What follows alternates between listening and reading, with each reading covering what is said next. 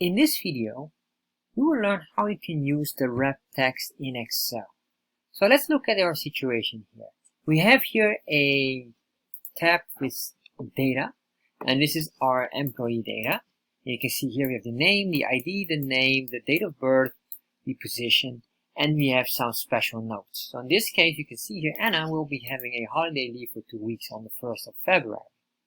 However, you can see that this is fine, but I can imagine if you would do double click on this to maximize the space, might not be always desirable. And the reason why is, if there would be a long story, this would probably be far too long and this cell would be almost blocking the entire tab as it will continue on, especially if it's like 2 or 3 sentences long.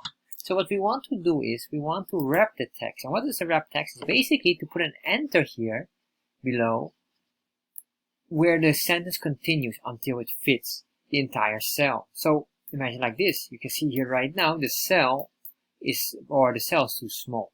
So how can we do that? Well, very easy. Select the cell that you want to wrap the text on. You click here.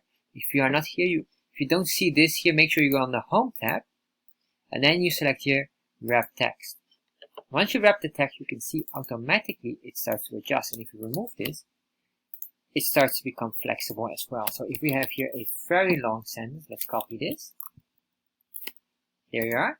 You can see now the text will match. And this is quite useful if you want to control the size or the width of your column. So if you like videos like this, subscribe to my channel. And if you have any questions about this, just put them down below in the comment section.